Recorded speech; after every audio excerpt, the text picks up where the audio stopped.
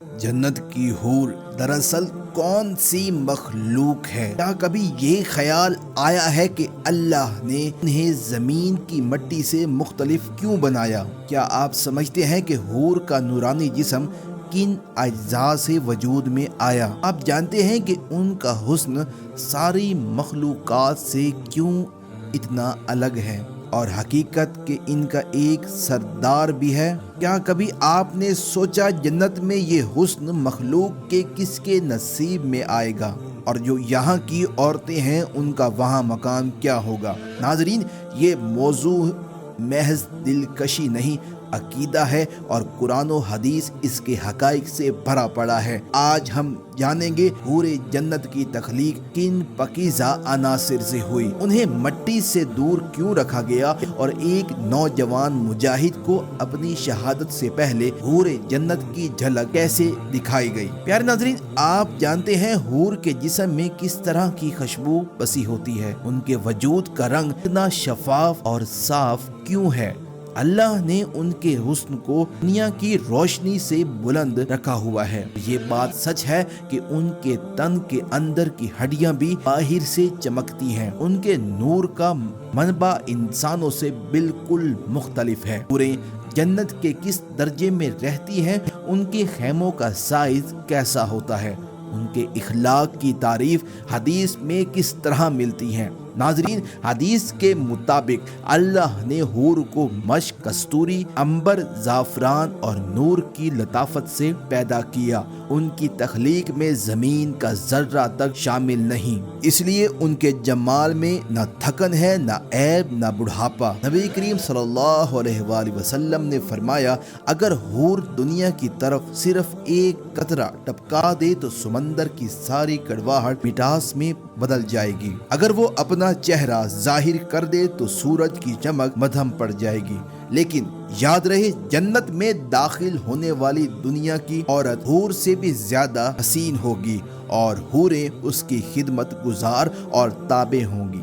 کیا کبھی کسی نے خواب میں جنت کے باغ دیکھے ہیں؟ شہید اپنی آخری سانسوں میں جنت کا اشارہ پاتا ہے، یا کسی انسان نے خواب میں حور کی ملاقات محسوس کی؟ روح نکلنے سے پہلے جنت کے مناظر قریب آ جاتے ہیں، اور شہادت سے پہلے نیک انسان کو بشارت ملتی ہے۔ اللہ کبھی بندے کے ارادے کا جواب اسی لمحے دے دیتا ہے۔ خواب میں دکھائی چیزیں آخرت میں حقیقت بنتی ہیں۔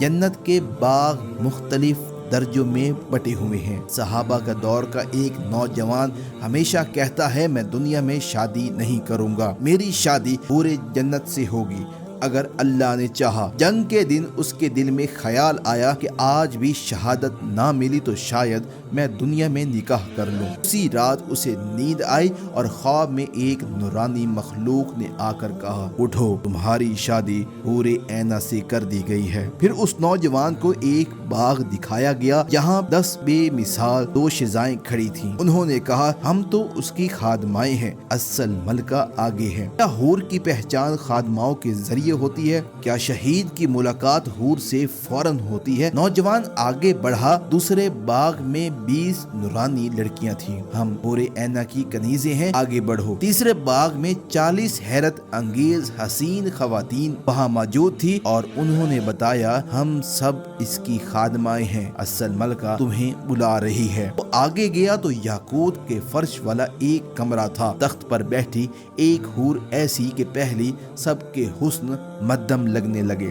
اس نے مسکرا کر کہا، میں ہوں حور عینہ، ابھی تمہاری روح باقی ہے، جلدی آنا، آج افطاری ہم ساتھ کریں گے۔ نوجوان کی آنکھ کھل گئی، وہ پہلی صف میں کھڑا ہو چکا تھا۔ پیارے ناظرین، دنیا کی موت اور جنت کی زندگی ایک لمحے میں جڑ سکتی ہے کیا؟ کیا شہید دنیا چھوڑتے ہی اپنے مقام پر پہنچ جاتے ہیں؟ کیا عورت جنت میں اپنے شوہر کی ملکہ بنے گی؟ کیا نیک بیوی حوروں سے بڑھ کر حسین ہوگی؟ جنگ چھڑی اور غروب آفتاب کے ساتھ ایک ضرب آئی۔ نوجوان شہادت کی روشنی میں ڈوب گیا، ساتھی نہیں جان سکے کہ پہلے سورج ڈوبا یا وہ نوجوان، مگر یقین تھا افطاری اس نے اپنی حور عینہ کے ساتھ کرنی ہے۔ ناظرین، جنت میں عورت اپنے شوہر کی سرسیدہ ملکہ ہوگی۔ نبی پاک صلی اللہ علیہ وآلہ وسلم نے فرمایا، دنیا کی مومن عورت سے حور 70,000 گنا زیادہ حسین ہوگی۔ اگر عورت کے کئی شوہر رہے ہوں تو وہ انتخاب کرے گی جو دنیا میں سب سے بہتر اخلاق والا تھا، وہی اس کا جنتی ساتھی ہوگا۔ جنت میں نہ بڑھاپا، نہ بیماری، نہ خوف، نہ محرومی، جسم نہ پسینہ چھوڑے گا، نہ نجاست نکالے گا، بس مشک جیسی خوشبو والے قطروں کے ذریعے کھانا ہضم ہوگا۔ ادنا جنتی کو، سب سے چھوٹے جنتی کو 80,000 نوکر، 72 بیویاں، ایسے باغات ملیں گے جو 1000 سال کی مسافت سے بھی چمکتے دیکھیں گے، اور سب سے بڑی نعمت اللہ کے چہرے کا دیدار۔ ناظرین، عقل مند وہ ہے جو اس دنیا کی فانی خواہش پر آخرت کی دائمی خواہش کو ترجیح دے۔ اللہ ہمیں نیک عمل کی توفیق دے، ہمارا خاتمہ ایمان پر کرے، اور ہمیں جنت الفردوس میں بے حساب داخل فرمائے۔